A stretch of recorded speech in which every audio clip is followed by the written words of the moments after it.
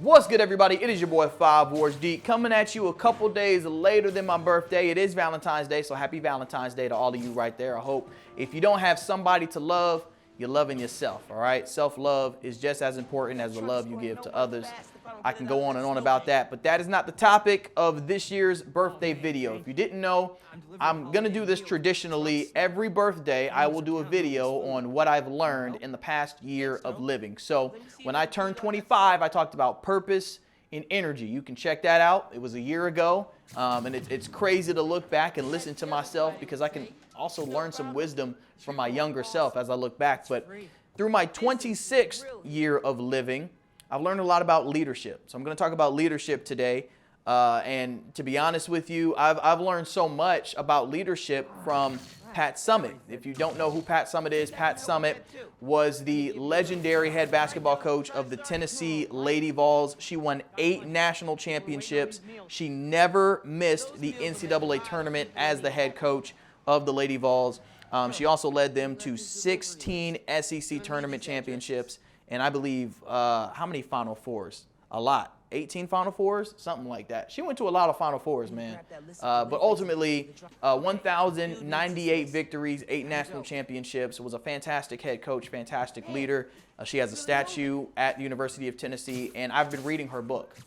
She has a book called Sum It Up. And to be honest with you, whether you are into women's basketball a little bit, a lot of it, or not at all, you need to read this book. So one thing she says in here about leadership is that leadership is really a form of temporary authority that others grant you, and they only follow you if they find you consistently credible. I'm going to say it one more time. Leadership is really a form of temporary authority that others grant you, and they only follow you if they find you consistently credible. If teammates find you the least bit inconsistent, moody, unpredictable, indecisive, or emotionally unreliable, they balk, and the whole team is destabilized. Some words of wisdom from the late, great Pat Summitt. Leaders are not appointed. They're not. Leaders are not appointed, man.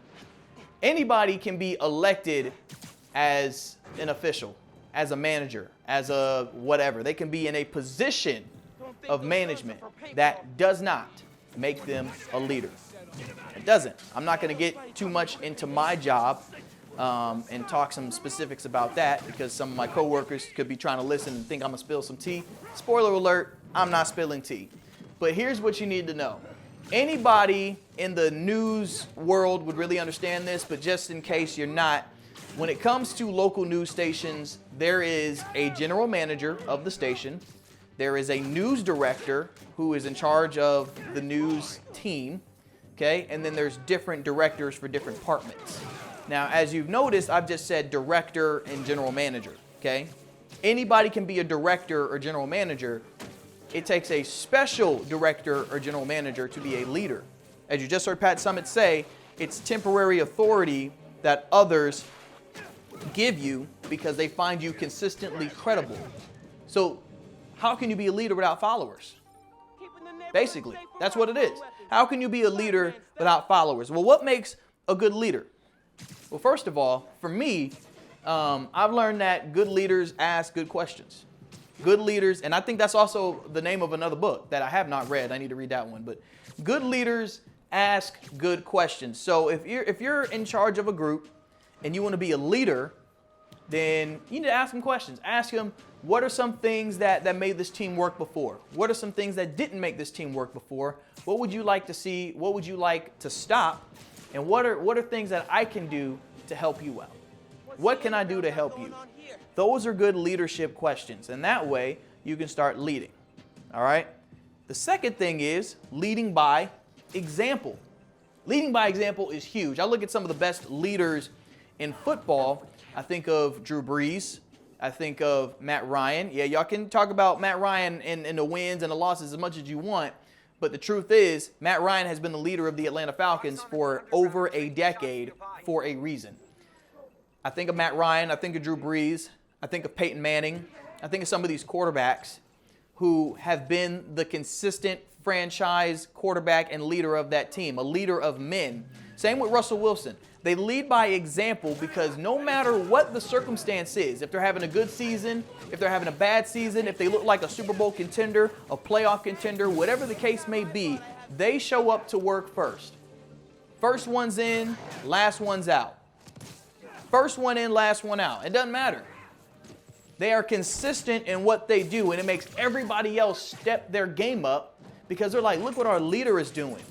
The guy at the top is working his tail off. So I want to work my tail off because when he demands it from me, it's because I'm seeing him do it. So I want to do it.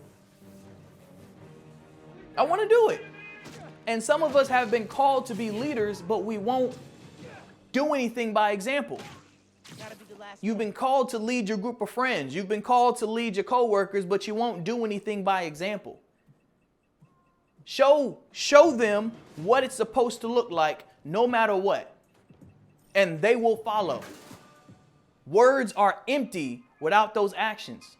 You cannot be a leader without showing those actions and being that example. All right? Last thing I want to say about leadership is that indeed it is temporary. Because at some point, you will have a follower that will be ready to become a leader because of the example, because of the questions that you asked, because of those things. Now they are ready to step into that role and do whatever they need to do to lead whatever group they're going to lead, whether that is the group that you previously led or a different group. They're going to be ready. We see it all the time. Assistant coaches become head coaches, right? Head coaches become general managers. It happens. So when it comes to being a leader, it is temporary. And hopefully you have shown the example. Hopefully you have shown everything that you need to and asked the right questions. So that way, when the follower, one of your best followers, becomes a leader, they're ready to step into that, and the line continues and continues and continues and continues. And this isn't just work. It's not just that. I mean, we're talking about anything, man. It could be your romantic relationship. So for the brothers listening, sorry they were messing with you. If you are in a relationship and a woman is telling you, lead, and she's like, dude, lead. And I've been told that before. I've been told that before. I've had conversations. Young lady gets frustrated and she's like, yo, lead, do something, right? You got to lead. Go ahead, man. Step up. Take the lead. You're like, you know what? You're right. So look, this is what we're going to do. This is what I think is best. This is what I think is best. Last thing I need to say here, though, I forgot this point. Last thing. This is actually the most important thing when it comes to leadership. Leaders are led. I'm going to say it one more time. Leaders are led. So who's leading you? Who is your mentor? Who is your guiding light? Who is your great directioner, your great navigator? Who does that? Leaders are led. So that could be God, could be the Most High, right? You could say, I'm always going to be led by the Holy Spirit, period. I can't be a leader without the Holy Spirit leading me. And I'm always down for that because that's what I do. Or you could say, look, my leader is my mentor. My leader is my father. My leader is my mother. My leader is my grandmother. My leader is, somebody you might have read a book on in an autobiography. Who is your leader? Leaders are led. Leaders are led. And then based on the confidence that they have in that, the followers will have confidence in them. I should have said that right after I said the thing about it's temporary, but it's all good. I got it in there. I learned a lot about that in my 26 years of living, and I don't mean to be long-winded. These videos typically end up being a little bit long-winded like that, but hey, I'm just keeping it real with y'all. I'm just keeping it real with you because at this point in my life, I can't just sit around and let things happen. Sometimes, man, you just got to take command. You got to take command. I'm on the other side of 25 now, and I'm nearing 30, so it's about time, right? It's just about time. So I hope you learned something from this video. Again, I drop these every year on my birthday. My birthday was actually on the 10th, but I was out of town, so I couldn't record a video, but I'm getting it up today, so it's all good. We'll see. because now that I am in year 27, I'm very curious to see. I think a lot of things are going to change this year. I can just tell. I can just tell. All right, y'all. Y'all take care, and happy Valentine's Day. It's your boy 5 Wars Deep. One love.